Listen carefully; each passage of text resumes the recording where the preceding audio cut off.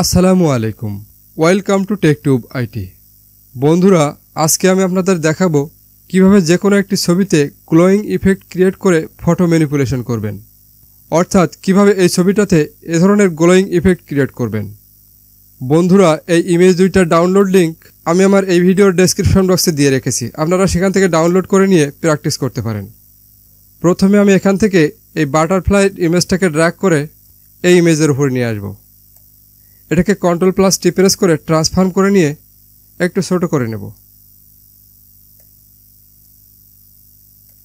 আমি এটাকে এরকম পজিশনে রাখব। এখন এখান থেকে ফিল্টার মেনুতে গিয়ে এই যে কনভার্ট টু স্মার্ট ফিল্টার, এখানে একটা ক্লিক করে এই লেয়ারটিকে স্মার্ট ফিল্টারে পরিণত করব। ওকে, এখন আমি এই লেয়ারটিকে আরেকটি কপি করে নেব। তার জন্য কিবোর্ড থেকে Ctrl+J প্রেস করব। এরপর এখান থেকে এই লেয়ারে ব্লেন্ডিং মোডটাকে এখান থেকে স্ক্রিন করে দেব।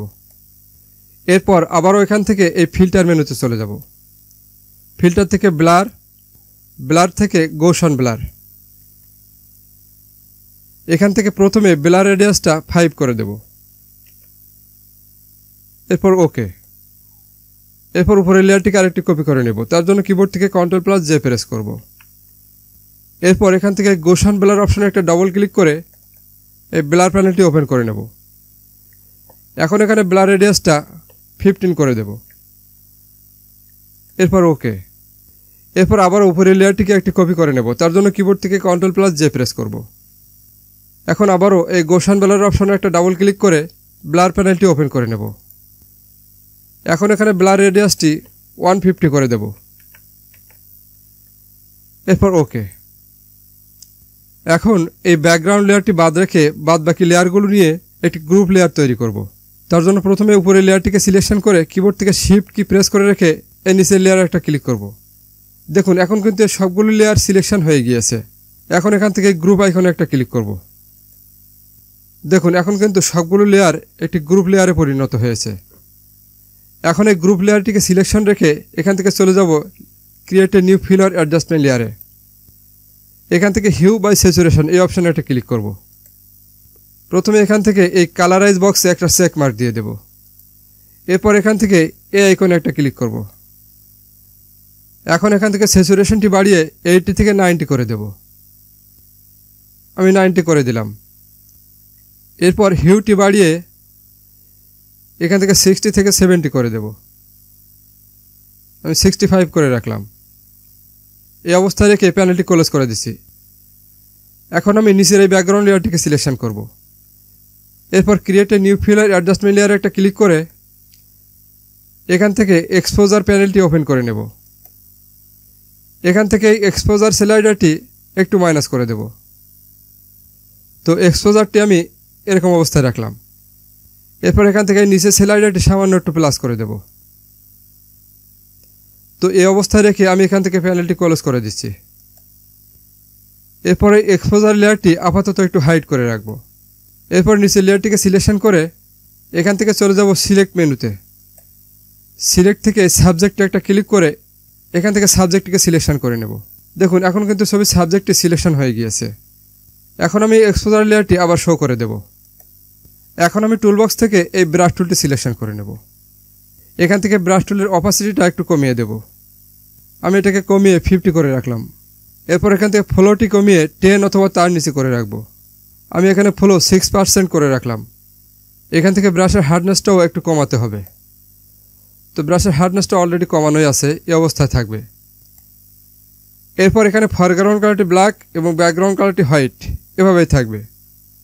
ব্রাশের সাইজটা একটু ছোটো বড়ো করার জন্য কিবোর্ড থেকে লেফট অথবা রাইট ব্র্যাকেট কি প্রেস করতে পারেন। এখন আমি সিলেকশনের ভিতরে আস্তে করে ড্র্যাগ করব। তার আগে এখান থেকে এই এক্সপোজার লেয়ারটি সিলেকশন করে নিতে হবে। এখন আমি এখানে ড্র্যাগ করছি, দেখুন।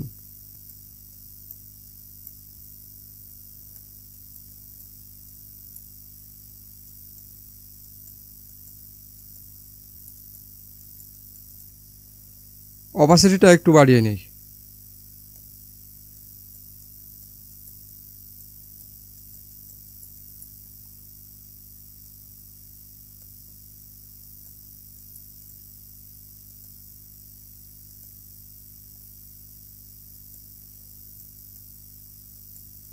এখন আমি এই সিলেকশনটিকে উঠিয়ে দেবো, তার জন্য কিবোর্ড থেকে Ctrl+D প্রেস করব। এরপর লেয়ার বক্সে গিয়ে উপরের লেয়ারটিকে সিলেকশন করব। তারপর কিবোর্ড থেকে Ctrl+J প্রেস করে উপরের লেয়ারটিকে একটা কপি করে নেব।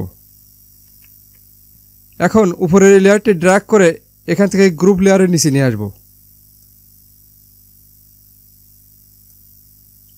এরপর কিবোর্ড থেকে Ctrl+I প্রেস করে এই লেয়ারটিকে ইনভার্ট করে দেব। এখন এই ব্রাশ টুলটি সিলেকশন রেখেই এখান থেকে এই কালার দুটি উল্টে ফরগ্রাউন্ড কালারটি হোয়াইট এবং ব্যাকগ্রাউন্ড কালারটি ব্ল্যাক করে দেব। তো আমি এখান থেকে এই অ্যারোতে একটা ক্লিক করে এটা উল্টে দিচ্ছি। এখন এখানে অপাসিটি এবং ফ্লো এই অবস্থায় রেখেই আমি এই ছবিটিতে আবার এভাবে ড্র্যাগ করব।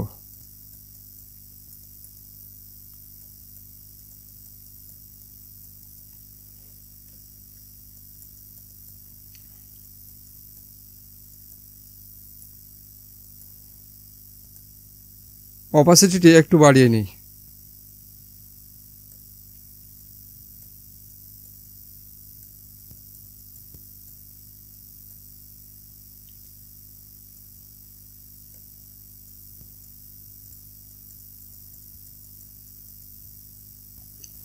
তো দেখুন বন্ধুরা, এখন কিন্তু এই ছবিটাতে একটা ন্যাচারাল গ্লোয়িং ইফেক্ট ক্রিয়েট হয়েছে।